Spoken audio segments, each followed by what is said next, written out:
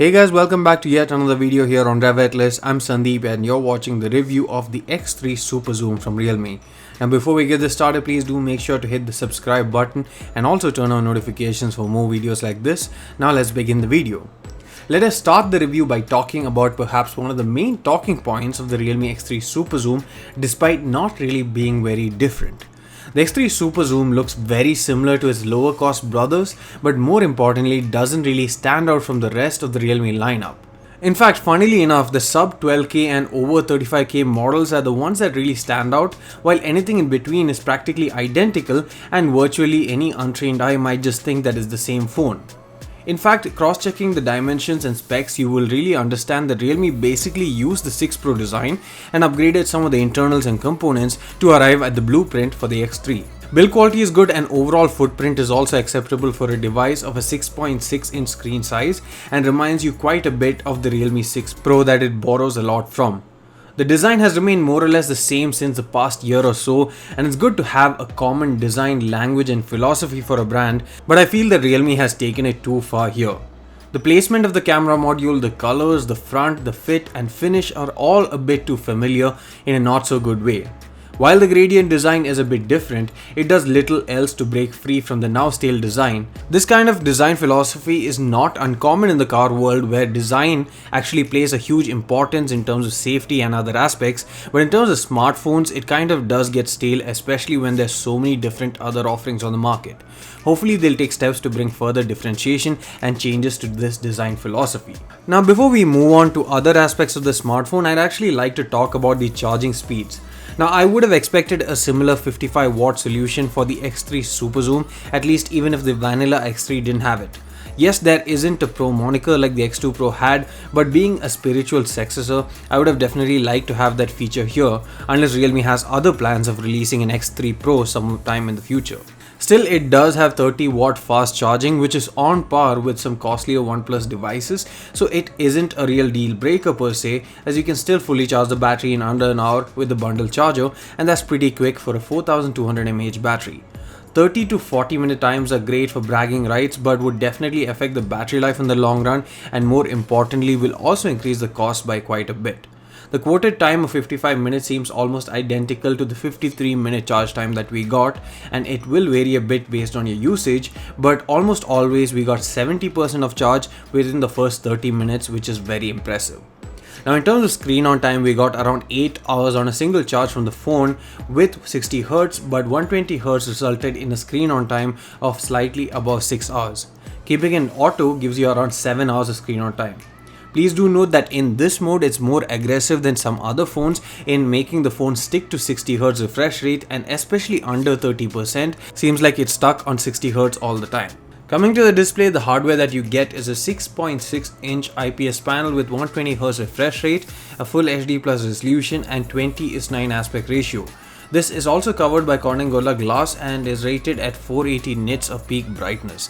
In our experience, the contrast levels weren't that great, and also its brightness seemed a bit worse than say the Poco X2, which also has a similarly capable 120Hz screen.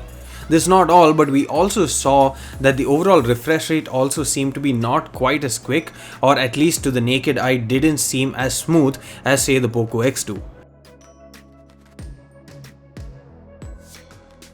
In terms of colors, the display is good and it also has good sharpness overall, and we also had no issue with respect to touch inputs, be it for gaming or otherwise. There's a display cutout at the upper left corner, and this is where it's least intrusive, so we actually like the overall screen experience even when watching videos or gaming, for example. Speaking of which, you get fast face unlock using the front facing cameras, and there's now an animation very similar to Samsung devices that goes around the dual camera cutout as well, indicating that it is unlocking using your face. What you also get similar to the Realme 6 Pro is a side-mounted fingerprint scanner. We quite like a side-mounted fingerprint scanner, to be honest, and you can actually use it regardless of how you place it on a table, for example, be it on its face or on its back. And it works basically with a light touch or a firm touch, the latter of which requires you to press down the power button in which the fingerprint scanner is housed in order to detect your fingerprint itself. Now in terms of accuracy and success rate, it was very good when it detected your fingerprint, but the issue is that at times it didn't. We hope that this would be ironed out with a software update, considering it's a reasonable fix. The X3 Super Zoom comes with Android 10 out of the box with Realme UI on top. The X3 Super Zoom is powered by a Snapdragon 855 Plus chipset and comes in either 8 plus 128GB variant or 12 plus 256GB variant. There is no support for memory expansion, but you get dual nano SIM support along with 4G LTE, and it also comes with LPDDR4X RAM and UFS 3.0 storage. In terms of performance, the X3 Super Zoom is really a beast and can take anything that you throw at it, and the 855 Plus is still one of the best capable chipsets out there, and although on paper it might seem inferior to the 865, you really don't lose out on much and is more than capable of driving the 120Hz display as well. Even when it came to gaming, it fared very well in terms of the overall GPU performance, and the gaming experience was further elevated thanks to the 120Hz screen as well. Coming to the party piece, which essentially is the camera setup on the X3 Super Zoom, you get a primary 64 megapixel f1.8 camera, which is a Samsung GW1 sensor with 1 by 1.7 inch sensor size. Secondly, you get an 8 megapixel ultra wide angle camera with f2.3 aperture, but the most important lens of all is the 8 megapixel periscope lens, which has a 5x optical zoom and f3.4 aperture as well as optical image stabilization. Now this definitely is one of the most interesting parts of this smartphone and of this camera setup as well, considering that the results from this are something that you expect from phones such as the Find X2 Pro, the Huawei P30 or P40 Pro and the Samsung X20 Ultra. But other than that, most of the phones with this range of zoom and this level of capability in the zoom range are only on high-end flagships exceeding 50,000 rupees, for example. That way, this really gives a zoom camera to the masses. You also get a 2 megapixel macro lens, which isn't really worth mentioning all that much, as well as a 32 megapixel front facing camera and a secondary 8 megapixel ultra wide angle camera as well. Overall, as a package, the Realme X3 Super Zoom seems to offer quite a bit. You get good battery life along with fast charging. You get a good camera setup at the front and back.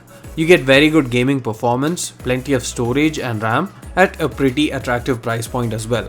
Now the only thing to keep in mind is that the display is of course not the best out there and also have to put up with the now tried and tested design. If that sounds good to you, then the X3 Super Zoom is a great smartphone. Thanks for watching this video. If you have any questions, do let us know in the comment section below. See you again in the next one. Please don't forget to hit the subscribe button.